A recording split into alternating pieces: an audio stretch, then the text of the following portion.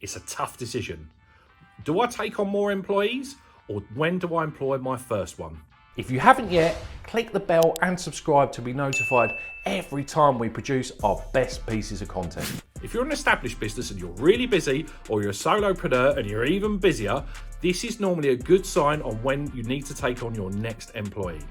Now, yes, you need to have available profits in there, but if you are really busy and you're doing things that you shouldn't really be doing, this is the time to take on your first employee or employ a new one to get a bigger team. If you're adding to an existing team, or you're taking on your first team member, you need to make sure you start off with getting the legalities right. So the first one is, have you got as employer's liability insurance in place, and is it sufficient to cover you and your team member?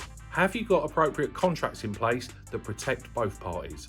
And I find that a bit unnerving, first of all, because I think a contract should just give clarity. Your team member needs to know exactly what they need to do, as well as what you're expecting of them as part of this contract. It's really big. Now, as your team scales and you may get over 5 employees, you'll need things like staff handbooks. And that's where you need to have a good HR advisor on board. So if you're taking on new employees or you're taking on your first employees, make sure you get the legalities right. Now, if you're taking on a brand new employee for the first time, you will need to register for a PAYE scheme with HMRC. This is quite easily done with an online form, and it's not that hard. Now, what we tend to do with a lot of our clients, because they just concentrated on their own business, is we will fill in the form for them. We'll get it right and make sure that you are compliant with HMRC.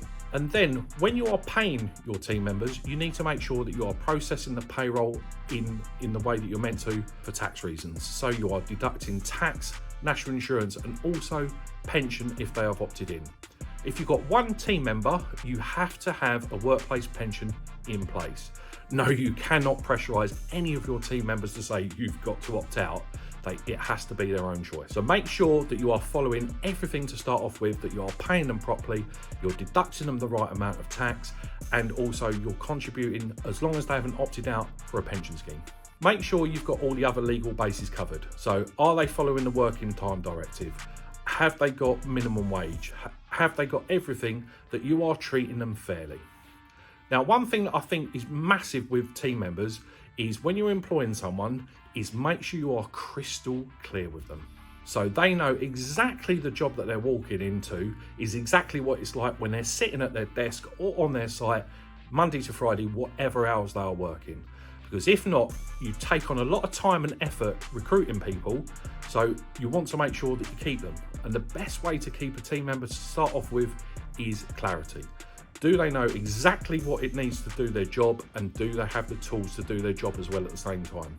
If you don't have these bases covered, you are going to fall foul pretty quickly. Now, with employing somebody, it doesn't have to be for an infinite amount of time. You can employ someone on a contract basis. So if you're building houses, or you've got a specific project in your office, or you need someone to do a specific piece of work, there is nothing stopping you employing someone on a 6-month contract. This can sometimes be helpful that if you have a team member on maternity leave, you may need to get another employee as part of maternity cover. So make sure that you allow yourself some flexibility, that people can be employed for the right amount of time that you need them for, but also you've got that clarity where you're actually telling them exactly what the truth is. The benefits of hiring. For me, it was dead easy. I got my life back. I stopped working countless hours and weekends, and in some of the areas of my business, my team actually do it better than me. So that means that our clients are getting a better job by getting a Stacey, a Jane, a Juliana, a Stuart, a Megan, whoever it is, to do the job better. Now, also, when you're scaling the team, you can also give a more consistent service. One of the things that I learned in the Michael Gerber book called The E-Myth was one of the big pains from a customer basis is not getting a consistent service. So it doesn't matter whether you're cheap and cheerful or whether you're really high end, you've got to maintain consistently high end or cheap and cheerful all the time. To do that consistently, I believe you need a certain level of team members to be able to deliver that same flow again and again and again and again. I think it's really big. So make sure that you have by your side a decent advisor that can give you advice on the tax and everything to keep you legal. And what I would also do as well is have someone as well that you can also get HR advice from. As a small business, HR is a minefield. It changes a lot. So make sure that you're doing everything legally, which we all want to do as business owners, but also that you're not falling into any unnecessary traps.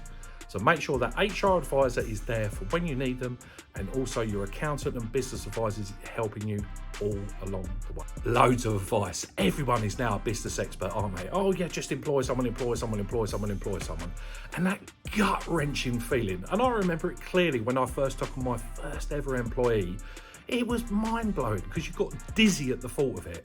So if you're in that situation where you could do just with a helping hand, click my Calendly link below. I'll be happy to jump on a discovery call with you just to give you that little bit of extra help. And if you don't want any pushy sales, don't worry, I'm not going to give you them.